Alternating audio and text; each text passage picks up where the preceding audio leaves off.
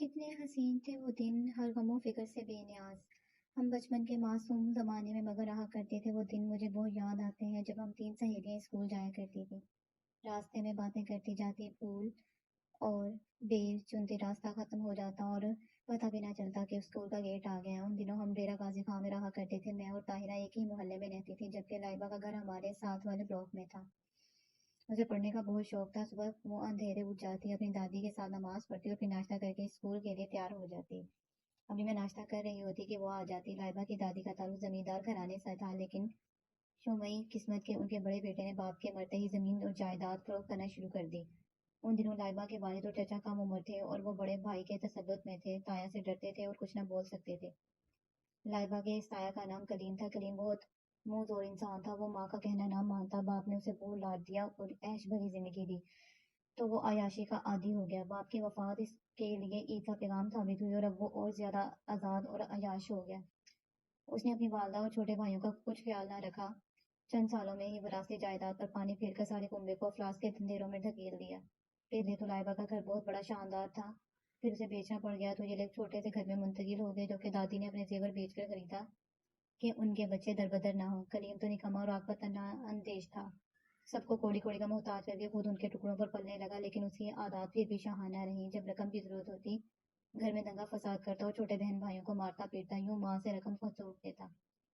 لائبہ کے ابو پہلے نوکری نہیں کرتے تھے۔ باپ کی وفات کے بعد جب مجبور ہو کر ایک معمولی نوکری کرنے لگے، اپنی ماں اور بیوی بچوں کا پیٹ جو پالنا تھا۔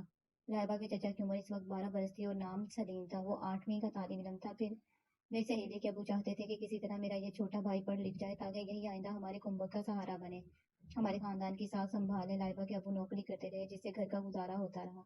کلیم نشے میں پڑ گیا۔ ایک روز جوئے کے اڈے پر جھگڑا کرتے ہوئے اس کے ہاتھ سے ایک جواری کی زندگی کی بازی ہار گیا۔ پولیس کلیم کو پکڑ کر لے گئی۔ اولاد جتنی بری ہو، چاہے قاتل خوبی کیوں نہ ہو، ماں کے دل سے اولاد کی محبت کم نہیں ہوتی۔ لائبہ کی دادی کلیم کے لیے تڑپنے لگی۔ یہ اس کا بڑا بیٹا تھا، باوجود بری روش کے وہ اسے پیارا تھا۔ لائبہ کے والد کو مجبور کیا کہ یہ مکان فروخت کر کے کلیم کے لیے وکیل کروائے اور اسے پھانسی لگنے سے بچوا دے۔ ہم کرائے کے مکان میں رہ لیں گے اور اللہ نے چاہا تو پھر مکان بنائیں گے، مگر بیٹا واپس نہ آئے گا۔ ماں کے مجبور کرنے پر سلیم انکل کو مکان فروخت کرنا پڑا اور وہ ایک بوسیدہ سے مکان میں کرائے پر رہنے لگے۔ روپیہ کلیم کے مقدمے پر خرچ ہو گیا، لیکن پھر بھی کلیم کو پھانسی ہو گئی۔ اس گھرانے کے لیے یہ بڑا سانحہ تھا۔ سب محلے والے افسوس کے لیے لائبہ کی دادی کے پاس گئے۔ میری والدہ بھی گئی۔ ہر کسی کو دکھ ہوا۔ یہ بڑی عورت اپنے بیٹے کے ہاتھوں زندہ درگور ہو کر بھی اس کی موت سے کس قدر نڈھال ہے۔ ان دنوں لائبہ 4تھی کلاس میں میرے ساتھ پڑھتی تھی۔ اس کے 2 بھائی اور 2 بہنیں بھی تھیں۔ اس کی والدہ سلائی کر کے گھریلو ذمہ داریاں پوری کرنے کی خاطر شوہر اور ساس کا ہاتھ بٹاتی تھی، جبکہ کلیم کی کوئی اولاد نہ تھی، لہٰذا اس کی بیوی عدت کی پوری کرتے ہی اپنے میکے چلے گئی۔ وقت بھی بہت ظالم ثابت ہوا۔ ایک روز لائبہ کے ابو کام پر جا رہے تھے کہ ان کی موٹر سائیکل ایک تیز رفتار وین کی زد میں آ گئی اور وہ بری طرح زخمی ہو گئے۔ جان تو بچ گئی، لیکن 6 ماہ اسپتال میں رہے۔ جب وہ گھر آئے معذور ہو چکے تھے، نوکری چھوٹ گئی تھی۔ لائبہ کے چچا نے چاہا کہ پڑھائی چھوڑ کر مزدوری کر لیں اور کنبے کی ڈوبتی کشتی کو سہارا دیں، مگر انکل سلیم نے چھوٹے بھائی کو ایسا نہ کرنے دیا۔ مجبور کیا کہ وہ تعلیم کو جاری رکھے، کیونکہ اب یہی لڑکا ان کی امید کا آخری سہارا تھا۔ ان کے ایمان تھا کہ برے بھلے دن چوں تو گزر ہی جائیں گے، مگر انسان کا ہمت نہ ہارنی چاہیے، بالآخر اچھے دن واپس آ جاتے ہیں۔ لائبہ کا چچا محنت سے پڑھتا تھا کیونکہ اس کو گھر کے حالات کا احساس تھا۔ دادی بوڑھی تھی، کوئی کام نہ کر سکتی تھی۔ اب گھر کا بوجھ لائبہ کی والدہ پر تھا۔ وہ سلائی کر کے 2 وقت کی روٹی بمشکل پوری کرتی تھی۔ کبھی گھر میں فاقے بھی ہو جاتے، لیکن لائبہ ہم کو کچھ نہ بتاتی۔ تاہم وہ روز بروز کمزور اور زرد ہوتی جاتی تھی۔ حالات سے مجبور ہو کر ایک دن اس کی ماں ایک اسکول میں گئی، چونکہ پرائمری پاس تھی، ٹیچر تو لگ نہ سکتی تھی، البتہ وہاں ایک آیا کی جگہ خالی تھی۔ یہ نوکری بھی اس شریفت محنت کش عورت نے قبول کر لی تاکہ یہ اپنے بچوں اور دیور کو پڑھا سکے۔ وہ اسکول کی آیا ہو گئی، جس کے بدلے میں اسی اسکول میں اس کے 2 بچوں کو مفت تعلیم کی سہولت میسر آ گئی۔ لائبہ اب 5ویں میں تھی۔ ایک دن اس کی والدہ کو ایک اسکول ٹیچر نے کہا کہ ہمارے گھر کے پاس ایک آفیسر رہتے ہیں، ان کی بیوی کو ایک بچی بطور ملازمہ درکار ہے، امیر لوگ ہیں، وہ اچھے پیسے دیں گے، اگر تم اپنی بیٹی کو وہاں ملازم کرا دو تو تمہارے معاشی مسئلے کافی حد تک حل ہو جائیں گے۔ لائبہ کی والدہ آنٹی رقیہ نے کچھ سوچا اور لائبہ سے مشورہ کیا، کیونکہ وہی بڑی بیٹی تھی۔ میری دوست نے فوراً حامی بھری، لیکن ایک شرط یہ پر کہ وہ صبح اسکول جائے گی اور واپسی کے بعد اس بیگم کے گھر کا کام کاج کرے گی۔ لائبہ چونکہ شروع سے ہمارے اسکول میں پڑھتی تھی، لہٰذا اس بات کا علم کسی کو نہ تھا کہ اس کی ماں اسکول میڈ بن گئی ہیں اور لائبہ ایک امیر گھرانے کی چائلڈ لیبر ہو گئی ہے۔ جس بیگم کے پاس ٹیچر نے اس کو ملازمہ رکھوایا تھا، اس نے پورے 2 سال کا خرچہ اکٹھا کر دے دیا۔ یہ ایڈوانس 1 لاکھ کے قریب بنتی تھی۔ بدلے میں لائبہ کی زندگی گویا 2 برس تک اس کے ہاتھوں میں رہن رکھ دی گئی تھی۔ اس 1 लाख سے اس کے والدہ نے چھوٹا سا پلاٹ خرید لیا کیونکہ وہ مکان کا کرایہ ادا نہ کر سکتے تھے، اور لائبہ کی مالکن نے کہا تھا کہ اگر تم 2 سال بچی کو میرے پاس رہنے دو تو میں اس پلاٹ پر آپ لوگوں کو 2 کمرے بھی تعمیر کرا دوں گی۔ لائبہ اب روز صبح اپنی مالکن کے گھر سے اسکول آتی اور واپس اسی کے گھر چلی جاتی۔ یونیفارم بدل کر وہ بیگم کے کام کرتی، رات کو 10 بجے کے بعد اسے چھٹی ملتی تو بیٹھ کر اسکول کا کام کرتی اور ان کے گھر سو جاتی۔ جب وہ صبح بیدار ہوتی تو بیگم سو رہی ہوتی اور وہ بغیر کھٹکھٹا کیے تیاری کرتی اور پڑھنے آ جاتی۔ بیگم کے بنگلے کا چوکیدار اس بچی پر ترس کھا کر کبھی کبھی اسے تھوڑے سے پیسے دے دیا کرتا تاکہ وہ آدھی چھٹی میں بھنے ہوئے چنے یا بسکٹ خرید کر کھا سکے، تاہم وہ اکثر بھوکی رہتی تھی اور ہم سہیلیوں کو کچھ نہ بتاتی، تبھی روز بروز کمزور ہوتی جاتی تھی۔ بغیر ناشتہ کیا روزانہ اسکول آنا بھی ایک امتحان تھا۔ وہ ایک لائق طالبہ تھی، ان حالات میں بھی دل لگا کر کلاس میں پڑھ رہی تھی۔ اب وہ پہلے جیسی نہیں رہی تھی، جیسے کسی نے اس کا بچپن اور شوقیاں چھین لی۔ وہ بہت سنجیدہ اور بردبار ہو گئی تھی۔ فری پیریڈ میں جب ہم مستی کھیلتی اور کینٹین جا کر کھاتی پیتی، وہ گراؤنڈ میں بیٹھ کر کتاب کھول لیتی اور پڑھتی رہتی۔ پہلے تو ہم اس کا مذاق اڑاتے کہ کتابوں کا کیڑا بن گئی ہے، شاید ضلع میں اول پوزیشن لینے کا ارادہ ہے۔ جب اس نے ہمارے کسی مذاق کا جواب نہ دیا تو ہم کبھی خاموش ہو کر اس کے حال پر چھوڑ دیا۔ ایک روز وہ اسکول آئی، اس کے ہاتھوں پر نیل پڑے تھے اور بازو بھی زخمی تھے۔ میں نے پوچھا، لائبہ یہ تم کو کیا ہوا ہے؟ لائبہ سے بیٹھا نہ جا رہا تھا، وہ بولی نہ، جیسے لگ سل گئے ہو۔ تو تم کو کیسے چوٹ لگی؟ جو درد کی وجہ سے بخار ہو گیا؟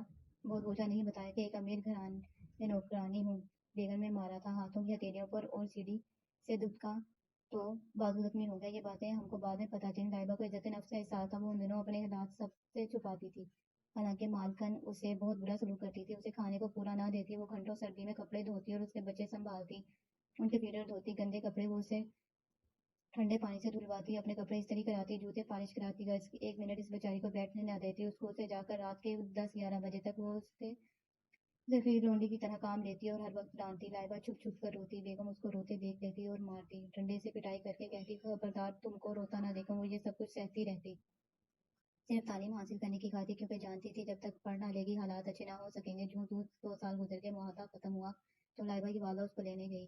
بیگم نے کہا، ابھی میرے بچے چھوٹے ہیں، مجھے لائبہ کی ضرورت ہے، بچے سے گھل مل گئے ہیں، اگر تم چاہو تو میں حسب وعدہ تمہارے پلاٹ پر 2 کمروں اور کچن کی تعمیر کے لیے سامان دے دیتی ہوں۔ 2 سال اس کو میرے پاس رہنے دو، تمہارا گھر بن جائے گا اور میرے بچے کچھ اور بڑے اور سمجھدار ہو جائیں گے، پھر تم اس کو لے جانا۔ لائبہ کی والدہ نے کچھ سوچ کر یہ سودا منظور کر لیا۔ یہ ایک بڑی قربانی تھی جو اس کی بیٹی دے رہی تھی، لیکن بدلے میں رہنے کو ٹھکانہ بن رہا تھا۔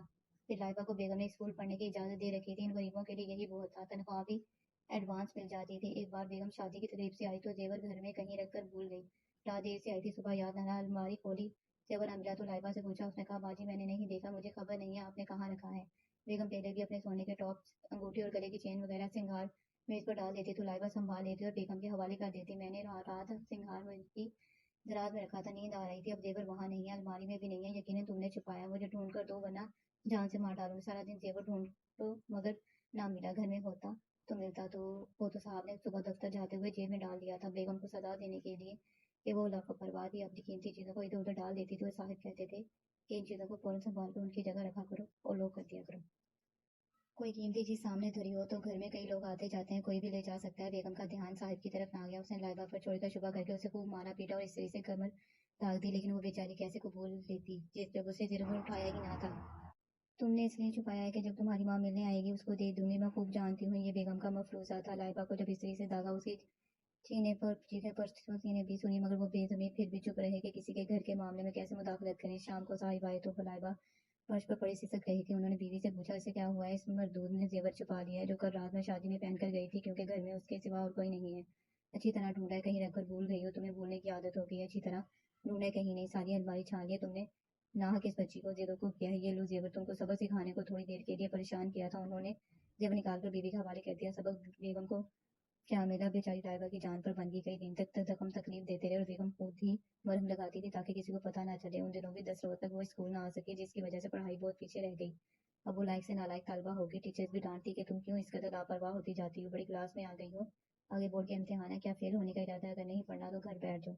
کیا بتاتی کہ گھر بنوانے ہی کے لیے یہ عذاب سہ رہی ہوں؟ بیگم نے سرایا اینٹیں، سیمنٹ، تعمیر کا سامان لائبہ کی ماں کے پلاٹ پر پہنچا دیا اور مکان بھی بن رہا تھا، مگر لائبہ اندر ہی اندر مرتی جا رہی تھی، ظلم سہنے کی طاقت ختم ہوتی جاتی تھی، اس کی بھوک مر گئی تھی، خالی پیٹ اسکول آنے سے پیٹ میں درد رہنے لگا تھا۔ 2-3 بار بے ہوش بھی ہوئی، مگر خوددار تھی کہ ہم قریبی سہیلیوں کو بھی نہ بتاتی کہ میں ناشتہ خالی پیٹ اسکول آ جاتی ہوں، کیونکہ بیگم سو رہی ہوتی، ان کی اجازت کے بغیر کھانے پینے کی کوئی شے نہیں اٹھا سکتی۔ میں اور طاہرہ کھاتے پیتے گھرانے سے تعلق رکھتے تھے، روز لنچ باکس ساتھ لاتے اور جیب خرچ بھی پاس ہوتا، لیکن اس کو کچھ نہیں بتاتی تھی۔ اس کے خاموش رویے سے ہم اب اس سے دور دور رہنے لگے تھے۔ اس کو جیسے دوستی کے رشتے سے بھی دلچسپی نہ رہی۔ اس کی شخصیت بیگم کے گھر میں رہنے سے بالکل ہی بدل چکی تھی۔ وہ غریب ضرور ہو گئے تھے، لیکن پیچھے سے زمیندار گھر کی خوشبو تو موجود تھی۔ اس میں وہ ابھی اونچے خواب دیکھتی تھی۔ ہمارے گھر آتی تو کہتی، سادیہ جب ہم دوبارہ امیر ہو جائیں گے تو بالکل ایسا گھر بنائیں گے جیسا کہ تمہارا ہے۔ لائبہ نیک سیرت تھی، اس نے 5ویں میں ہی قرآن پاک حفظ کر لیا تھا اور ہر وقت زبانی تلاوت کرتی رہتی تھی۔ وہ بہت پرکشش ہوا کرتی تھی، مگر اب چہرہ بے رونق اور جسم ہڈیوں کا ڈھانچہ بن گیا تھا۔ انسان ایک حد تک سختی برداشت کر سکتا ہے۔ 8ویں جماعت میں آتے ہی بیمار پڑ گئی۔ انہی دنوں اس کا چچا کسی دوست کی وجہ سے کمانے کی خاطر دبئی چلا گیا۔ یہ لوگ نئے گھر میں شفٹ ہو گئے اور کرائے کا گھر چھوڑ دیا۔ ہم ان کے نئے گھر کو دیکھنے گئے۔ 3 مرلے کا مکان تھا۔ حویلی میں رہنے والے یہ لوگ اس گھر میں بھی اس قدر پرخوش تھے کہ جیسے دنیا جہان کی نعمت مل گئی ہو، کیونکہ اپنا گھر تو اپنا ہوتا ہے، خاص کون سا ہی کیوں نہ ہو۔ لائبہ اب اتنی کمزور ہو گئی تھی کہ بولنا چاہتی تو بول نہ سکتی، آواز ہی نہ نکلتی تھی۔ جب اس کے گھر ہدایت کو گئے، وہ اشارے سے بات کری تھی۔ میں نے والدہ کو بتایا تو وہ اس کو مجبور کر کے اسپتال لے گئی۔ چیک اپ کرایا تو پتہ چلا کہ جسم پر جلنے کے داغ اور ضربات ہیں۔ ڈاکٹر میری والدہ کی خالہ تھیں۔ وہ یہ سب دیکھ کر حیران رہ گئی۔ لائبہ کی ماں سے کہا کہ تم لڑکی کا خیال کرو ورنہ پولیس کو اطلاع کر دوں گی۔ وہ سمجھی کہ لائبہ کا بھائی سخت مزاج ہے، وہ اسے مارتا ہے، کیونکہ اس نے ماں کو یہی بتایا تھا کہ بغیر بتائے سہیلے کے گھر چلی جاتی ہے تبھی مار کھاتی ہے۔ لیکن یہ سراسر جھوٹ تھا۔ امی نے جب بھائی کو یہ حالات بتائے تو میرے بھائی کو بہت دکھ ہوا۔ وہ فوج میں آفیسر ہو گئے تھے۔ کہا کہ میں لائبہ سے شادی کروں گا۔ امی کو آمادہ کیا کہ اس کا رشتہ لیں، وہ نیک لڑکی ہے۔ غربت کی وجہ سے یہ حالات ہو گئے، لیکن خاندان تو اچھا ہے اور اکیلے زمیندار گھرانہ تھا جو کلیم تھایا کی وجہ سے برباد ہوا ہے۔ امی راضی ہو گئی۔ کہا لائبہ میٹرک والے کو رشتہ لیں گے۔ امتحان نزدیک آ گئے۔ پیپر والے دن وہ پرچہ حل کر رہی تھی کہ قلم اس کے ہاتھ سے گر گیا اور اس کے ہاتھ کانپنے لگے۔ میں پرچہ کر چکی تھی، اسے سہارا دیا، بیگ اٹھا کر باہر لائی۔ گزشتہ رات سے کچھ نہ کھایا تھا۔ بھائی گاڑی پر لینے آئے تھے، زبردستی اس کو گھر لے آئی۔ ناشتہ کرا۔ اس واقعہ کے بعد لائبہ کی ماں نے اس کو بیگم کی نوکری سے نکال لیا اور گھر لے آئی۔ وہ کافی لاغر تھی، اب پڑھ بھی نہ سکتی تھی۔ ماں نے لائبہ کی گرتی صحت کے سبب اس امیر بیگم سے مزید نیا معاہدہ نہ کیا، کیونکہ اب ان کا دیور کمانے لگا تھا۔ وہ دبئی ملازمت کرتا تھا، رقم باقاعدگی سے بھجواتا رہا، لیکن وہ صاحب جس طوفان کا مقابلہ اس باہمت اور لاتوا لڑکی نے کیا، وہ اپنے جان لیوا اثرات ان پر چھوڑ گیا۔ ان گھر سے رفتہ رفتہ غربت دور ہونے لگی، مگر لائبہ کو صحت کی دولت دوبارہ نہ مل سکی۔ یہ دولت ایک بار کھو جاتی تو پھر کہاں ملتی ہے۔ وہ 8ویں کا امتحان بھی نہ دے سکی اور بستر پر گر گئی۔ جن دنوں ہمارا 8ویں کا نتیجہ ایک ایسا منحوس دن ہماری زندگی میں ہے جس کو کبھی فراموش نہ کر سکوں گی۔ میں اپنے پاس ہونے کی خوشی منا رہی تھی کہ در پر دستک ہوئی۔ شام کے 7 بجے تھے۔ کسی نے آ کر بتایا کہ لائبہ سالیہ سر کے دل میں لیے اس دنیا سے جا چکی ہے۔ کیا بتاؤں اس خبر سے ہم کو کتنا صدمہ ہوا۔ آج اپنے بے حسی خون کے آنسو رلانے لگی، کیونکہ اپنی دوست کی بروقت خبر نہ لی جبکہ وہ مفلسی کے جہنم میں سلگ رہی تھی۔ اور اس اسکول میں ہم اس کے بات کی پرواہ بھی نہیں سنتے تھے۔ جس دن اس نے اسکول کو خیر بات کہا، اس پر ایک ٹیچر نے کلاس کی لڑکیوں کے سامنے کہہ دیا، لائبہ تم اس زرزیہ کی بیٹی ہو نا جو فلاں اسکول میں میڈ ہے، اگر چاہے تو یہاں بھی میڈ ہو سکتی ہو، ایک جگہ خالی ہے، یہاں تنخواہ زیادہ ملے گی، اپنی امی کو بتا دینا، چاہیں تو آ کر مجھ سے مل لیں۔ بس یہ اس کے اسکول کا آخری دن تھا۔ اس کی عزت نفس کو ایسی چوٹ لگی کہ پھر اس نے ہمارا سامنا کیا اور نہ اسکول آئی، کیونکہ ہم جماعت لڑکیاں اسے اسکول آیا کی بیٹی کہہ کر جو سلوک کرتی ہوں سہ نہ پاتی۔